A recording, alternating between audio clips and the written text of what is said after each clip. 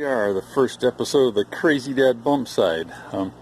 First thing we're going to do is replace this front fender here, and it's because of the black. I'm sure it's hard to see, but this thing's really had some serious damage, especially this big dent right here, and that major bump along the side is going to make it very, very difficult to straighten that and back out. And got that. I've got a big rust spot down here at the bottom.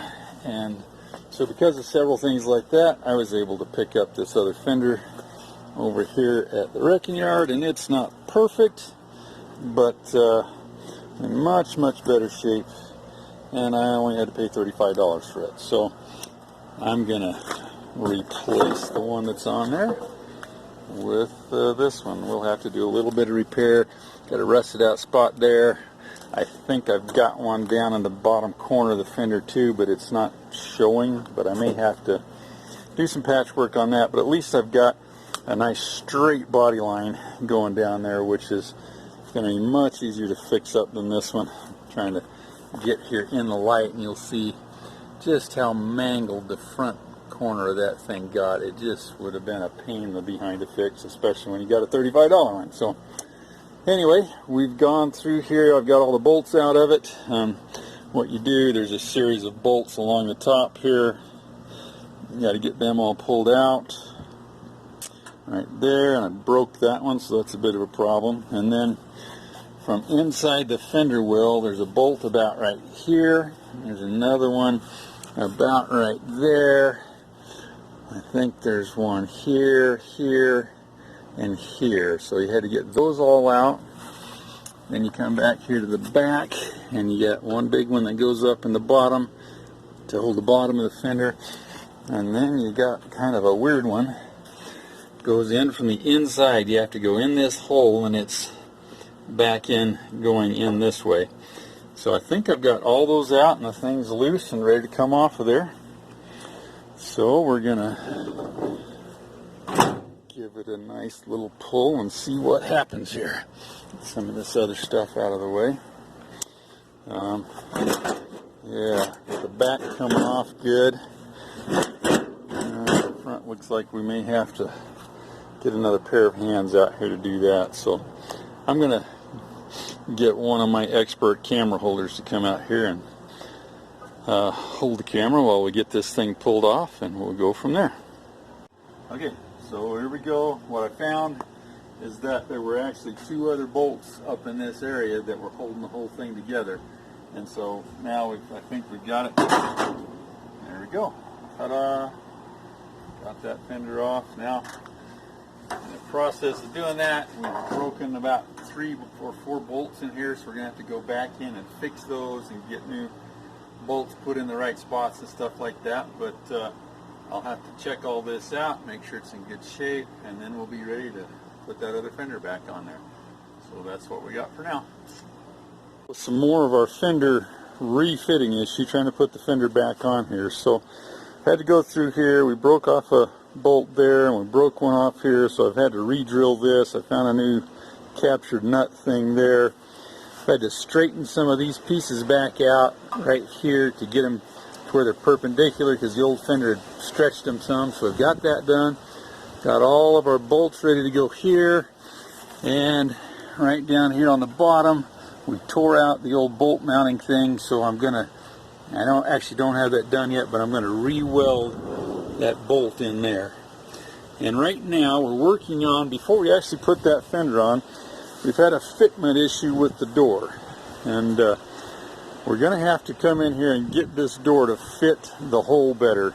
And what I've discovered is that at some point in time somebody has hit this thing from the back, probably whatever damaged all the fender down here, the quarter panel, and they made this dent right here. But what I found as I started trying to align my door in the hole was that our door didn't fit. This, when it hit, had shoved the cab forward and had made this distance from up here down to the corner of the cab too short, and it made our hole kind of cockeyed, so the door just wouldn't fit in it. So we've gone in there and we've put this setup in there with a jack and some blocks, You got to be careful because it wants to pop out on you, but I had to make a block there. And what I've done is then taken the jack and jacked that corner, so we've taken our space there and opened it up like this.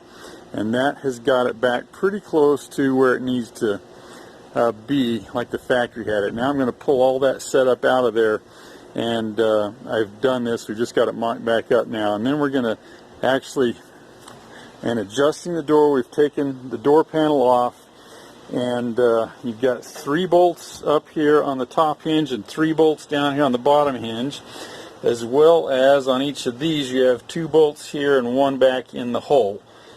Same thing up here on the top one.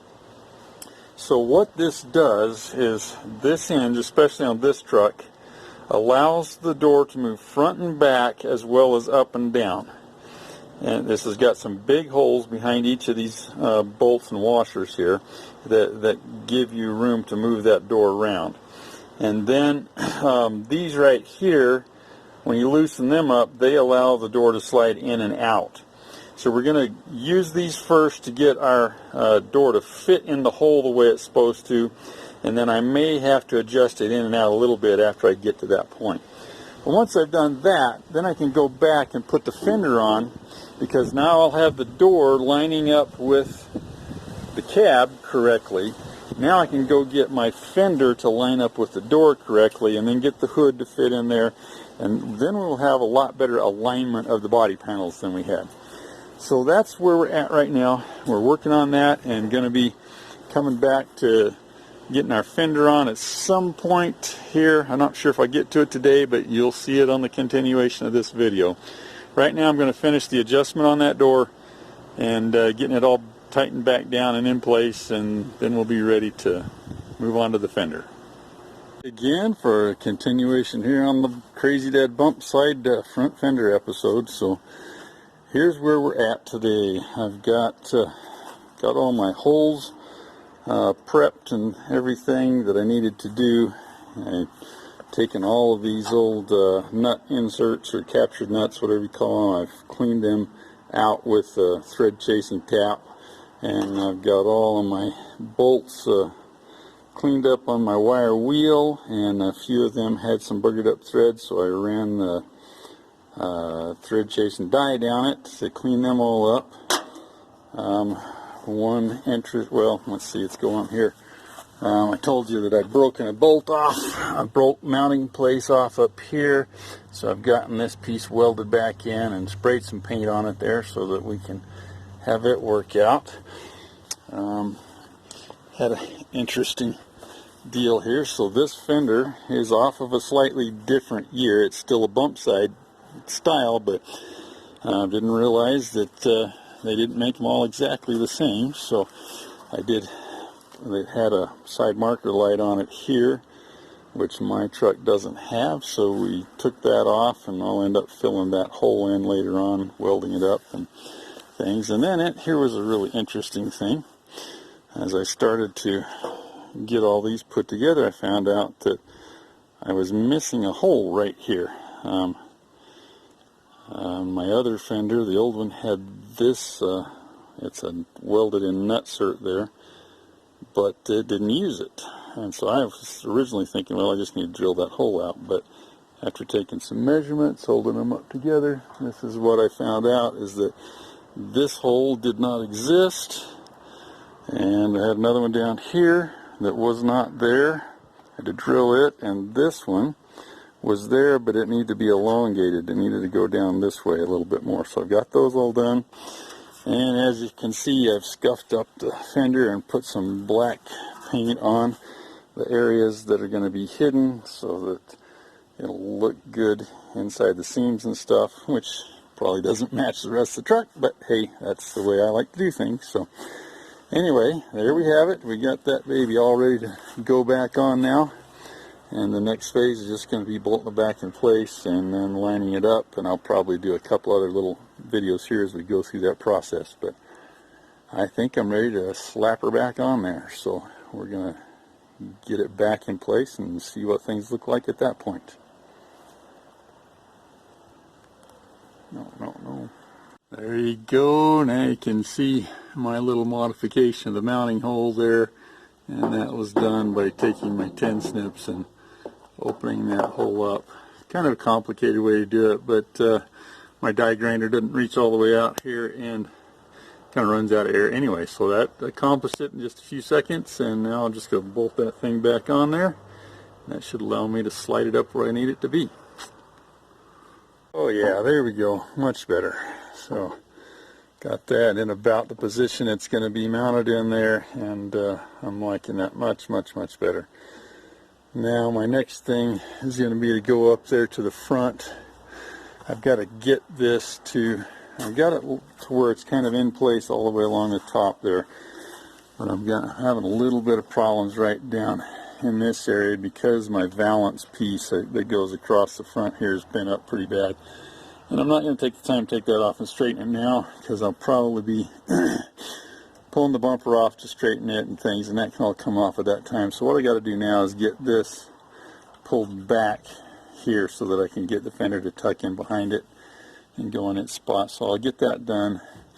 And before I tighten this front down good, I've got to go back here at the back and get my main bottom bolt down here put in, because it's going to be hopefully what helps me.